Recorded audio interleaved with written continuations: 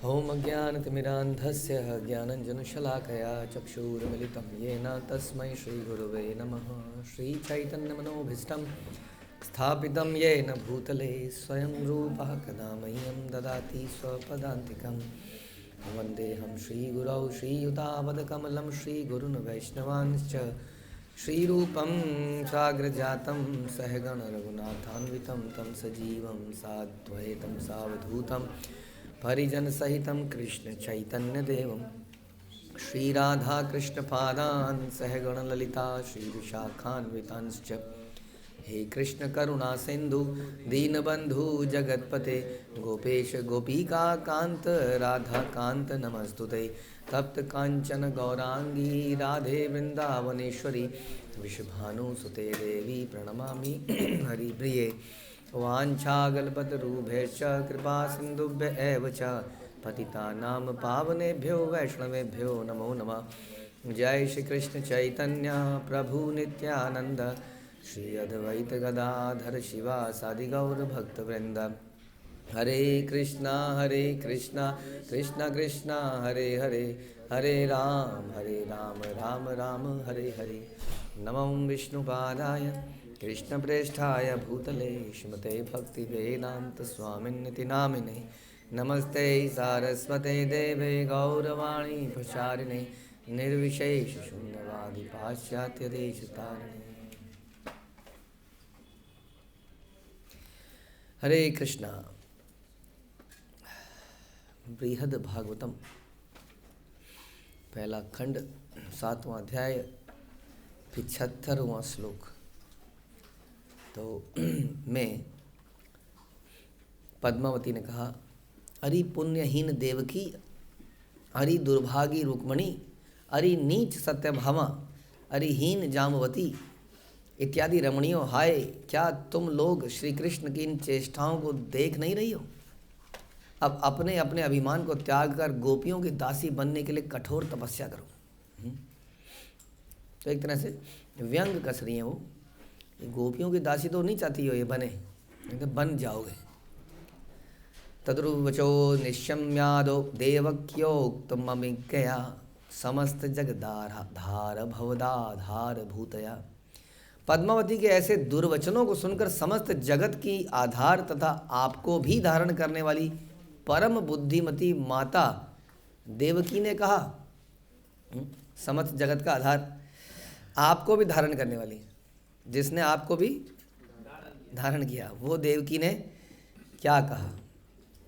आश्चर्य मत्रम किम किम मूर्खे पूर्व जन्मनि यत्तपः समम श्री वसुदेवेन मयाकारी सुताय तत् अतो अयमावयो प्राप्तः पुत्रतां वरदेश्वरः अस्मिन्नन्दे यशोदाभ्यां भक्ति संप्राप्थिता विधिम। अरे मूर्ख, इसमें आश्चर्य क्या है? मैंने पूर्व जन्म में श्री वसुदेव जी के साथ श्री कृष्ण को पुत्र के रूप में पाने के लिए तपस्या की थी तथा उसी तपस्या के फलस्वरूप वर देने वालों में सर्वश्रेष्ठ श्री कृष्ण ने हमारा पुत्र होना स्वीकार किया, अंगीकार किया। परंतु श्री नंद यशोदा ने केवल श्री कृष्ण की भक्ति प्राप्त करने के लिए ही श्री ब्रह्मा से प्रार्थना की थी। इस आंसर से आपको क्या रियलाइजेशन आती है, बताइए? सुना था कि नहीं सुना था? हाँ, एक में डिजायर है मतलब कुछ प्राप्त करने की। ओके, तो ये कह रहे हैं कि देवकी और वसुदेव ने तपस्या करी थी और भगवान को पुत्र रूप में प्राप्त करने की इच्छा करी थी, लेकिन कह रहे हैं नंद यशोदा ने तो केवल भगवान की भक्ति करी थी, नो डिजायर। ओके, और क्या रिलेशन आती है? तो देवकी यशोदा और नंद को ग्लोरीफाई कर रही है, ईर्ष्या नहीं कर रही। जबकि बहुत बड़ा कंपटीशन रहा, सारा बचपन को लूट के ले गए, माधुर्य प्रेम को लूट के ले गए उसी वृंदावन में जहाँ देवकी अवेलेबल नहीं थी, लेकिन फिर भी वो उनको ग्लोरीफाई कर रही कि वो एलिजिबल थी इस चीज़ के लिए, इसलिए तो उसको प्राप्त हुआ। संसार में कुछ भी क्या तुक्के से हो जाता है क्या? अगर किसी को कुछ फेवर मिला है तो उसके बदले में उसने कुछ किया ही होगा, मेहनत, कुछ निष्काम कर्म, तो उसका फल भी इसी प्रकार का मिलता है। और कुछ समझ में आता है पिछले श्लोक और इस श्लोक में? आई नहीं रियलाइजेशन समझ में तो आई गया। और कुछ? That's it. तो कितनी बार ऐसा होता है कि लोग हमको हमारी फेथ को हिलाने के लिए आते हैं, तुम्हारे साथ ऐसा हो रहा है, ये हो रहा है, तुम्हारे साथ वो हो रहा है। और मैंने देखा अक्सर हम ही सब कुछ जवाब नहीं दे पाते हैं उसको, और चुपचाप सुन गए प्रभु जी ऐसी बकवास थी, क्या जवाब देना है यार, जवाब देना शरारत। कितना बढ़िया उन्होंने, देवकी ने क्या बोला, अरे मूर्ख। हाँ, तो ऐसे में जवाब देना अनिवार्य है। जवाब नहीं देंगे तो अगली बार फिर से कुछ बोलेगा। और जवाब में उनका केवल बदतमीजी नहीं है, जवाब में उसने दूसरे को ग्लोरीफाई कर दिया। जो हम अक्सर कहते हैं कि जो हमसे किसी की बुराई करने आता है, हम उसी व्यक्ति की बड़ाई कर दें, लेकिन वो हो नहीं पाती हमसे। हाँ, यही जनरेट करता है किसी को खुसर पुसर बढ़ती चली जाती है, और वो हमारे अंदर एक बीमारी का कीड़ा छोड़ जाती है, और कीड़ा धीरे धीरे हमारे अंदर बड़ा होने लगता है। समझ में आया? तो देवकी ने उस कीड़े को वहीं पर समाप्त कर दिया, हिट कर दिया उसको।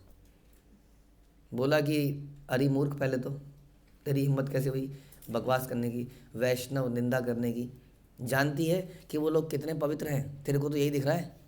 हमसे पूछ कि उन्होंने कितना कष्ट लिया भगवान के लिए, पूरी लाइफ दे दी, और उसके बाद भगवान उनको छोड़कर हमारे पास आ गए, और वो आज भी एनवियस नहीं है हमारे लिए। हाँ, उन्होंने अपने जिगर के टुकड़े को दे दिया, पूरी ज़िंदगी भर उसको पाला। हाँ, और वो आज भी हाथ जोड़ के खड़े हैं, भगवान की इंतज़ार कर रहे हैं। ऐसे वैष्णव के प्रति तुम ऐसा करते हो? हर वैष्णव में कुछ गुण तो होता ही है, होता है कि नहीं? हमने तो शास्त्र में सुना, अपि चेत सुदाचारो भजन्ति माम अनन्य भाग। तो जो भगवान का भजन करने वाला व्यक्ति है वो क्या है? वो तो साधु है, परमात्मा है, महात्मा है वास्तव में। हम उसके गुण को नहीं देख पाते हैं, और कोई कुछ बोलता है चकर तो हम उसकी बातों में चले जाते हैं। इसलिए कहते हैं gratitude is a great attitude. Gratitude अगर पैदा नहीं होता हमारे अंदर, तो फिर हमारा मानसिक संतुलन हमेशा बिगड़ा रहेगा। हम सुनते हैं हेलिश प्लैनेट के बारे में 5वें कैंटो में भागवतम के 6ठे कैंटो के शुरू में परीक्षित महाराज पूछते हैं सुखदेव गोस्वामी, बताइए ये इतना सारा आपने बता दिया, इससे बचा कैसे जाए? हेलिश प्लैनेट से, नरकों से बचा कैसे जाए, तो बताइए। तो बोला कि देखिए जी, जब तक इंसान के अंदर थोड़ी ताकत है, अगर इन नरकों से बचना है तो उसको प्रायश्चित करना चाहिए, अटोनमेंट्स। और हर प्रकार के अलग अलग पाप के लिए अलग अलग प्रकार का प्रायश्चित है, शास्त्रों में लिखा है। आप उसको पढ़िए और उन अटोनमेंट्स को कीजिए और इन पापों से मुक्त होइए। तो परीक्षित महाराज ने जवाब दिया, लेकिन सुखदेव गोस्वामी महाराज, मुझे लगता है कि ये ऐसा ही है जैसे कि हाथी को नहला दिया जाए और हाथी फिर से अपने अंदर धूल डाल लेता है। प्रायश्चित तो आपने बता दिए, लेकिन प्रायश्चित करने के बाद हमारे हृदय में वो बीज है उसका पाप का, वो हमें फिर से प्रेरित करता है उसको करने के लिए। अब इसका क्या इलाज है? तब सुखदेव गोस्वामी ने क्या बोला? उन्होंने बोला ये जो बिल्कुल सही कहा तुमने कि जो अटोनमेंट्स हैं, प्रायश्चित हैं, ये भी फ्रूटिव एक्टिविटीज़ है। क्या मतलब हिंदी में क्या कहते हैं उसको? सकाम कर्म कह लीजिए। तो ये जो अटोनमेंट्स की जो क्रियाएं हैं वो भी सकाम कर्म है, यानी कि काम की। उसमें क्या काम है, क्या इच्छा है उसमें? कि मेरे पाप कम हो जाएं, इसलिए उसका रिजल्ट क्या होगा? सकाम होगा। यानी कि आपका पाप तो जा रहा है लेकिन काम नहीं जाएगा अंदर से। क्यों? क्योंकि जो कार्य किया गया वो ही सकाम था। समझ में आया कि नहीं? तो काम तो अंदर ही रह गया, वो भी सकाम था। तो इसने कुछ धुलाई तो कर दी लेकिन वो काम तो यहीं रह गया। तो फिर तो क्या करना पड़ेगा ये काम चला जाए? सोच के बताइए। निष्काम अकाम करेंगे तब ये काम जाएगा, क्योंकि निष्काम निष्फल कर्म का कोई फल की इच्छा नहीं थी। तो हृदय में क्या आएगा फिर? फल की इच्छा नहीं आएगी, हाँ, ग्रेटिट्यूड आएगा, बहुत सारी चीज़ें आएंगी। इस प्रकार से ही ये जा सकता है हृदय से। समझ में आया? निष्काम कर्म हमेशा दिव्य होते हैं, उसी से हृदय से ये काम जा सकता है। किसी प्रकार के प्रायश्चित और किसी और पर, अगर कोई व्यक्ति भक्ति भी इसलिए करता है कि उसके सारे कष्ट चले जाएंगे, उसके पाप समाप्त हो जाएंगे, उसको मुक्ति प्राप्त हो जाएगी, तो भी होगी, वो तो होगी भक्ति करने से, लेकिन क्या नहीं जाएगा? हृदय से काम नहीं जाएगा, क्योंकि उसने भक्ति को भी काम की तरह ही किया, मतलब फल की इच्छा के लिए किया। तो यहाँ पर वो ये बता रही है कि जो व्रजवासी हैं, इनके हृदय में किसी प्रकार का कोई काम नहीं है, क्योंकि इनके साथ कितना भी बुरा हो जाए ये फिर भी भगवान को छोड़ते नहीं हैं। वो मैं कहीं पे पढ़ रहा था, तो क्रिश्चियनिटी में ओल्ड टेस्टामेंट में या कहीं पर कुछ ऐसा कहानी लिखी गई थी कि कोई था, कोई व्यक्ति था, तो भगवान की एक, I don't remember the characters, भगवान के किसी के साथ डिबेट हुई, तो उसने बोला, भगवान तुम्हारे भक्त जो है तुम्हारी पूजा इसलिए करते हैं क्योंकि तुम उन्हें ये प्रदान करते हो, ये प्रदान करते हो, ये प्रदान करते हो, और कोई कारण नहीं है। भगवान ने कहा, नहीं ऐसे तो नहीं है, कई तरह के भक्त हैं लेकिन निष्काम भक्त भी है। तो फिर उन्होंने कहा, मैं तुम्हें दिखाता हूँ, देखो। तो एक व्यक्ति को पकड़ लिया, संसारिक भक्त को, मिस्टर जॉब, और उसके धीरे धीरे उसके बिजनेस में लॉस किया गया, उसके घर में कुछ कुछ प्रॉब्लम्स की गई, धीरे धीरे वो, लेकिन हटा ही नहीं वो।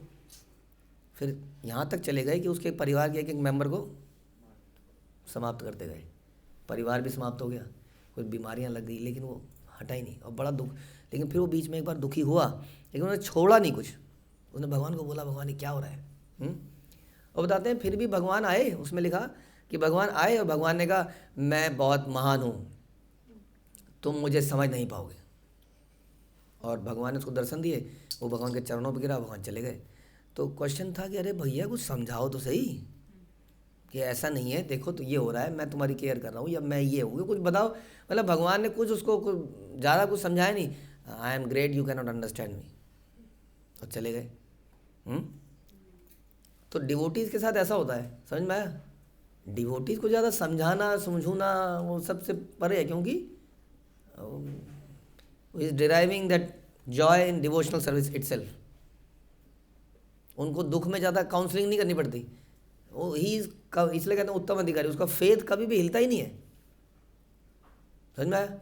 उसका फेथ को कोई हिला ही नहीं सकता। कोई बहरूपिया, कोई संबंधी, कोई मित्र, सो कॉल्ड मित्र जो उसके दिमाग में जहर डालता है, उसके फेथ को कोई हिला ही नहीं सकता है, क्योंकि उसके फेथ के पीछे कोई काम नहीं है, कामना नहीं है कोई। तो फिर इतना कुछ क्यों करना है बिना कामना के? व्हाट इज़ माई प्रेरणा? क्यों करूँ मैं इतना काम? क्यों करते हैं वो लोग? वो प्रेरणा कहाँ से आती है? कहाँ से आती है प्रेरणा? Out of love. वो प्रेम, वो प्रेरणा पैदा करता है। और वो प्रेम कैसा होता है? हेतुकी, उसके पीछे कोई हेतु नहीं है, उसी को प्रेम कहते हैं वास्तव में। तो ये वो समझाने का प्रयास कर रही है। कौन? देवकी समझाए, पद्मावती तू क्या जाने, तेरी ये जो, हाँ, इसको कहते हैं वास्तविक में चाटुकारिता। दिस इज चाटुकारिता, कि प्रेम नहीं है वास्तविकता में, लेकिन कृष्णा कृष्णा, हाँ, जहाँ पर अपना लाभ दिखे, इसलिए वो इतना बोल भी रही है। बोले तो हाँ, और ऐसा लगता है कि इनकी फेवर कर रही है द्वारका वासियों की, और ये मतलब ब्रजवासियों को नीचा करने का प्रयास कर रही है। हम ज़्यादा बेहतर डिवोटी हैं, कृष्ण हमारे हैं, इत्यादि इत्यादि। तो देवकी कह रही है, और वो देखिए उल्टा करेक्टर, देवकी ऐसे लोग कह रहे हैं हम तो एलिजिबल नहीं है, हमारे पास तो कृष्ण आ गए, पता नहीं क्यों आ गए, वास्तव में तो वो नंद यशोदा के ही, हाँ, पुत्र हैं। चैतन्य महाप्रभु ने एक बार बोला था, वो हमारे कोर्ट में आता है, मॉर्निंग कोर्ट्स में, कि मैं कृष्ण के केवल 2 ही मतलब जानता हूँ। क्या? श्याम सुंदर, राधा के श्याम सुंदर, और यशोदानंदन, बस। Although he is Devaki Nandan also, but गया मैं यशोदानंदन नाम जानता हूँ। तो यही देवकी कह रही हैं कि यहाँ पर हैं, लेकिन हम इनके लायक नहीं हैं। हमने तो इनकी तपस्या करी थी, उसमें भी हमारी इच्छा थी, मेरे घर में आ जाओ, मेरे घर में पुत्र बन के आ जाओ, कितना अच्छा होगा। मेरे घर आई एक नन्ही परी, कितना अच्छा लगता है। हाँ, चांदनी, चांदनी के हसीन रथ पर सवार, समथिंग लाइक दैट। अच्छा लगता है ना। घर में बच्चा आता है और वो भी भगवान, किसको सुख मिलता है बताइए? बहुत अत्यंत सुख मिलता है। लेकिन इसके सामने नंद और यशोदा कह रहे हैं ये तो पता नहीं क्या कर रहे हैं, इनको तो ये भी इच्छा नहीं है, कुछ भी इच्छा नहीं है। अब वो चले तो गए, उनको छोड़ गए।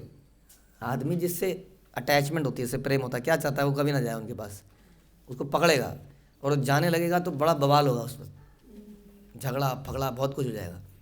बट वो बेचारे दे आर जस्ट वेटिंग। तो उन्होंने कहा दे आर, किसको समझाए ये सारी बातें? पद्मावती को। तो ऐसी पद्मावतियों को समझाना ज़रूरी है। तस्यैत अभक्त वर्यस्य तादृशेन वरेण तौ आवाभ्यामपि महात्म्यं प्राप्तो सपरिवार कौ। अतएव श्री ब्रह्मा के वर से श्री नंद और यशोदा को भक्ति ही प्राप्त हुई, क्योंकि कुछ और इच्छा ही नहीं थी। वो प्योर प्रेम प्राप्त हुआ क्योंकि श्री ब्रह्मा श्री कृष्ण के श्रेष्ठ भक्त हैं। ब्रह्मा का वर उन्हें मिला लेकिन उन्हें भक्ति मिली। अतएव उस भक्ति के प्रभाव से नंद यशोदा अपने समस्त परिवार सहित हमसे अधिक महिमाशाली हुए। ये सारी कहानी समझ रहे हैं ना? उद्धव जी के पास पहुंचे थे, यादवों के पास पहुंचे थे नारद, वहाँ से उद्धव लाए, यहाँ ये सब कहानी हुई। अब यहाँ पर स्वयं कौन कह रही है? देवकी कह रही है हम कुछ नहीं है, हम तो बस, अब मैं भी यादव हूँ, हम तो वो है, अब मैं भी हरे कृष्णा वाला हूँ, हम तो वो हो गए। लेकिन वो तो ऐसे भी नहीं बोलते हैं। ताभ्याम स्नेह भरेणास्य पालनम ततदीहितम अतो अस्यै तादृशो भावस्तयोयुक्तो हिमे प्रिया। श्री नंद और यशोदा ने स्नेहपूर्वक जिस प्रकार कृष्ण का लालन पालन किया है, उससे श्री कृष्ण का उन लोगों के प्रति वैसा भाव उपयुक्त ही है तथा वह भाव मुझे भी प्रिय लग रहा है। दो बहुत अच्छा है इनका आपस में जो है भाव है वो बड़ा डिफरेंट है। और हमें बिल्कुल ठीक लग रहा है। अगर ये भगवान बार बार यशोदा नंद और गोपी बोलते हैं तो देवकी कह रही है हमें कोई प्रॉब्लम नहीं है, वो बिल्कुल सही कर रहे हैं। अथ श्री रुक्मणी देवी सहर्षम इदम अब्रवीत यद्वाक्य क्षमणात् सर्वभक्तानां प्रेम वर्धते। तब श्री रुक्मणी देवी ने हर्षपूर्वक कुछ वचन कहे। उनको सुनकर सभी भक्तों का भगवान के प्रति प्रेम वर्धित हो गया। हाँ, ऐसे शब्द बोलने चाहिए। जैसे जली कटी नहीं बोलनी चाहिए, निंदा नहीं करनी चाहिए। हमारे पास अक्सर बच्चे आते हैं, प्रभु जी उसने ना ऐसा कर दिया। हाँ, हमेशा निंदा नहीं, ऐसा लगता है कि नहीं आपको? निरंतर कैसे शब्दों का प्रचार करें जो माहौल को बड़ा खुशनुमा बनाए, भक्तिमय बनाए और जहर को पी जाए। जहर तो जनरेट होगा ही, ऐसा हो सकता है जहर जनरेट ना हो? तो कुछ कुछ जहर तो जनरेट होता ही रहेगा। क्या करें उस जहर को? अरे खुद पी जाएं। कब बड़े होंगे हम? शिव जी ने इतना जहर पिया, थोड़ा थोड़ा जहर तो हमें पीना पड़ेगा। नहीं, हम उस जहर को दूसरे पे उगल देना चाहते हैं। तुरंत जहर पीना सीखोगे आप लोग? जहर को पी जाओ और मुंह से अमृत निकालो, जैसे कि अभी रुक्मिणी जी निकालने वाली है। या भर्त पुत्रादि विहाय सर्वं लोकद्वयार्थानपेक्षमाणा रसादिभिस्ता दिशा विभ्रमे तद्रीत्या अभजन तत्र समेन मार्ता। श्री रुक्मिणी की उक्ति उन्होंने कहा, व्रज गोपियों ने लौकिक और परलौकिक समस्त प्रकार के साध्य साधनों को जलांजलि देकर, हाँ, शुभ अशुभ करणीय ना करणीय सबको, हाँ, भक्त को कोई मतलब नहीं है क्या शुभ है क्या शुभ है, क्या करना है क्या नहीं करना है, सब प्रकार की चीज़ों को त्याग दिया। डर लगता है आदमी को त्यागने में, बहुत डर लगता है। अब देखिए हम लोग जब भक्ति में आते हैं, कई लोग सूर्य को जल चढ़ाते थे, कई गणेश जी को, कई हनुमान जी को, छोड़ते नहीं, कई साल बीत जाते हैं, कई बार चुपके चुपके से भी करते रहते हैं, बड़ा मुश्किल है। और कई छोटे छोटे लेवल पे हम कई चीज़ें करते रहते हैं। भक्त के आगे से भी बिल्ली चली जाए तो उसको थोड़ी सी टेंशन तो हो जाती है, यार पता नहीं क्या हो गया, बिल्ली गई तो फिर हरे कृष्णा कृष्ण कृष्ण हरे हरे हरे, अरे बिल्ली तो गई है, क्या हरे कृष्णा ना। वो कहता है इससे काट दूंगा इसको, अब सब उनको, तो उसके दिमाग में रहता है हाँ ये शुभ है या शुभ है, बड़ा मुश्किल है उसको निकालना दिमाग से।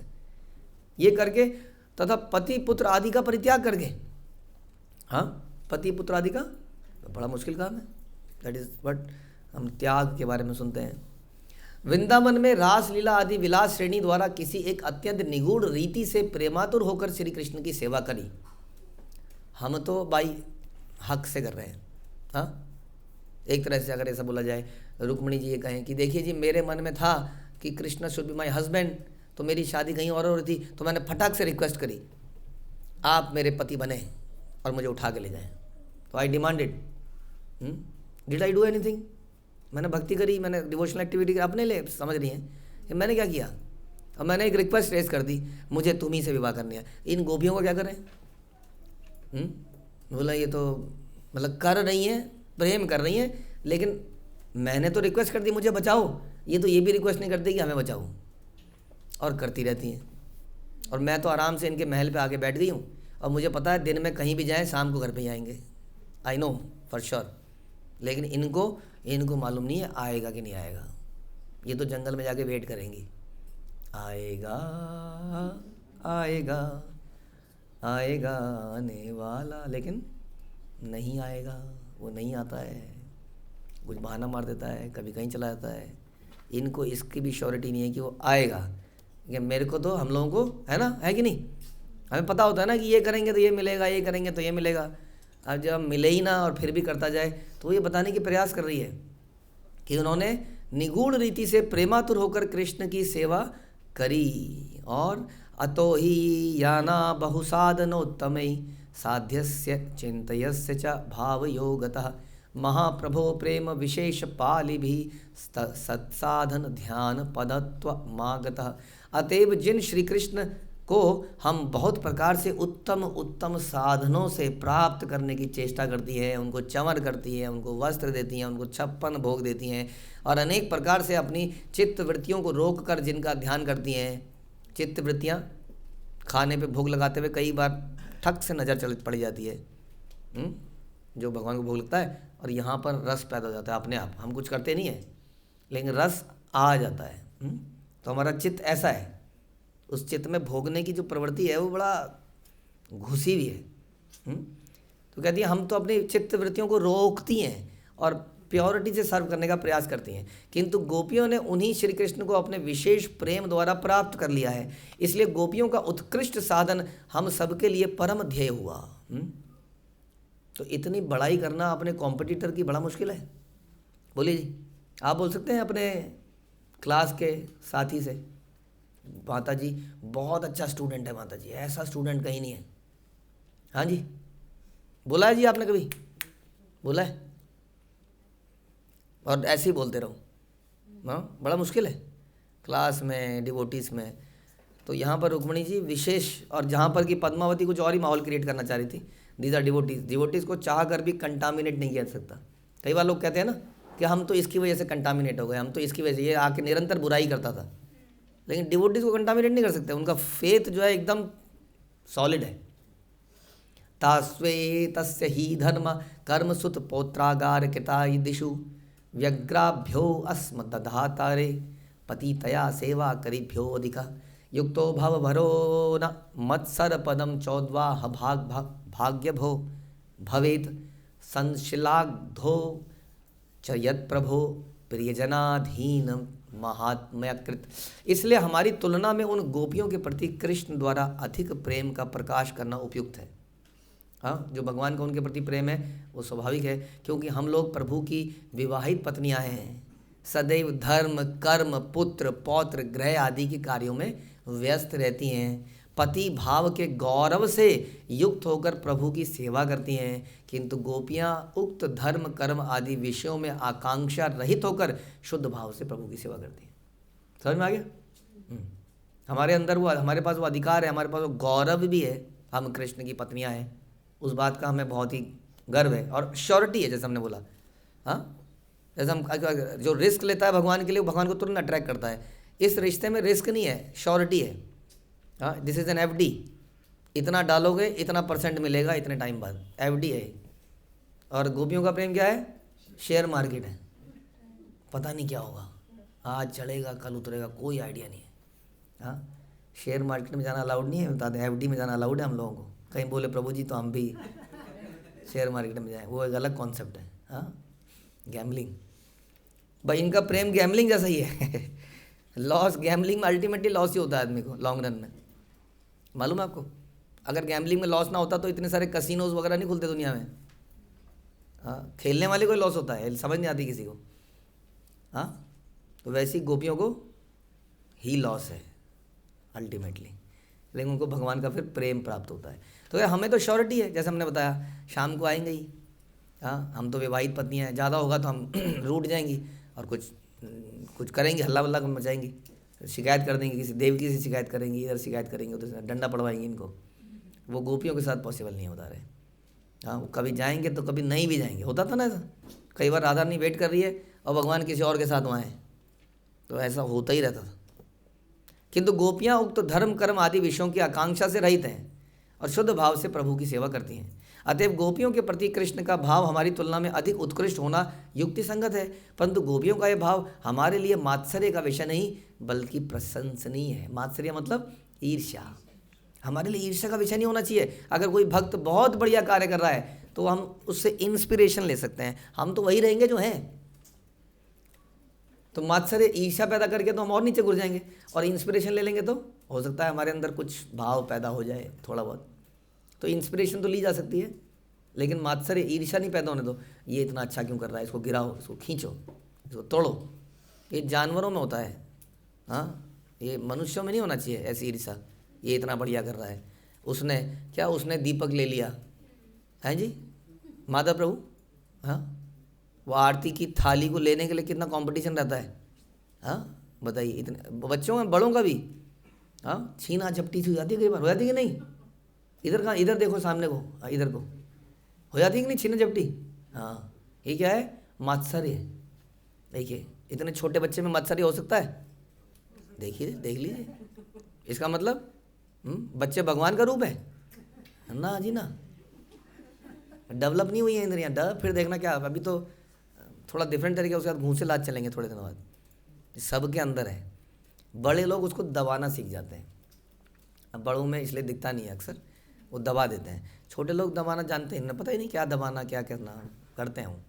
वो संस्कार से उनके अंदर से जा सकता है, बार बार ऐसी चीज़ें करा के, सिस्टम बना के, रूल बना के, तुम ये लोगे, तुम ये लोगे, तुम ये लोगे, बस फ्री मत छोड़ो उनके दिमाग को। वो नहीं तो वो स्पेकुलेट करेंगे और कंपटीशन करेंगे और फिर ऐसा करेंगे। मात्सर्य सबके अंदर है, ये अच्छा क्यों कर रहा है, मैं भी अच्छा करूँगा। किसी बच्चे ने कोई प्रश्न पूछ दिया तो पीछे से 4 5 6 8 10 हाथ खड़े हो जाएंगे, इसने पूछ लिया अब तो मेरे को पूछना ही है। कुछ नहीं होगा तो पूछते पूछते सोचेगा कि उसको पूछना क्या है, लेकिन पूछेगा जरूर। क्या है? मात्सर्य, ईर्ष्या है। तो वो कह रही है कि गोपियों का यह भाव हमारे लिए मात्सर्य का विषय नहीं है। किसका है? प्रशंसा का विषय है। देखिए जी रुक्मणी जी क्या कर रही हैं, हम कब कर पाएंगे ऐसे, किसी दूसरे भक्त की का गुणगान कर पाएँ? कर पाएंगे? मुश्किल काम है, बहुत मुश्किल काम है, क्योंकि वैसा भाव भी हमारे प्रभु को प्रिय है। अतएव इसके द्वारा प्रभु का अपने प्रिय व्यक्तियों की अधीनता स्वीकार रूप महात्मा ही प्रकाशित हो रहा है। हाँ, कोई प्रॉब्लम नहीं है, ये हमारे भगवान की ही एक और रिलेशनशिप्स हैं, वो सामने आ रही हैं, दे आर वेरी दिव्य। इससे हमें और प्रसन्न होना चाहिए। ऐसा भी भाव है यहाँ पर, ऐसा भी भाव है, और कोई ऊंचा नहीं है, कोई नीचा नहीं है, सबका अपना अपना भाव है। ऐसा हम नहीं कहते हैं कि रुक्मणी जी का भाव कम है, उनका भाव अलग भाव है और एक अलग भाव है, उसको अप्रिशिएट कर सकते हैं कि वो व्यक्ति कितनी अच्छी ये वाली सेवा करता है, वेरी गुड, भगवान कितने प्रसन्न है। हाँ, और वो व्यक्ति कैसी सेवा करता है। एक मैं ही हूँ जो कोई सेवा नहीं कर पाता हूँ ठीक से। ततो अन्याभिश्च देवी भीरेत देवानुमोदितम सत्राजिति परम मान गेहम तत्सहा विशत। तदुपरांत अन्य महिषियों ने भी रुक्मणी देवी के विचारों का अनुमोदन किया, एक के बाद एक। पद्मावती तो नहीं, देखिए बुराई करने वाले को जड़ से उखाड़ दिया आपने। वो आपको फेवर कर दिखा रहा था, वो दिखा रहा था कि आप हमारे बड़े प्रिय हैं, और सबने मिलके उसको कर दिया बिल्कुल ही। हाँ बताइए, ऐसा करें तो कौन पनपेगा? ऐसा व्यक्ति पनप पाएगा कभी? वो समाप्त हो जाएगा। हो सकता है वो शुद्ध हो जाए, रोके अपने आप को, पता जहाँ बोलूँगा पिटूंगा, फिर वो ढूंढ तो लेता है कहीं ना कहीं किसी को, किसी औने कोने में कोई होता है उसके पास जाता है, फिर वो तो जाने दीजिए, कोने में पड़े रहने दीजिए को, हमें क्या है। तो बोलना ज़रूरी है ताकि ऐसे लोग पनपे ना, भड़काऊ।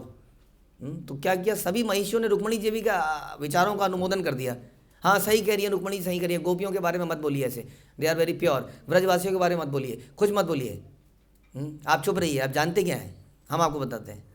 किंतु सत्राजीत की पुत्री सत्यभामा जी उसको सहन नहीं कर पाई और मान ग्रह में प्रवेश कर गई। सत्यभामा का डिफरेंट कुछ विचार है। उस विचार को सुनने के लिए अगले प्रवचन का इंतजार करना पड़ेगा। हरे कृष्ण। श्रील प्रभुपाद की जय, श्री बृहद भागवतम की जय।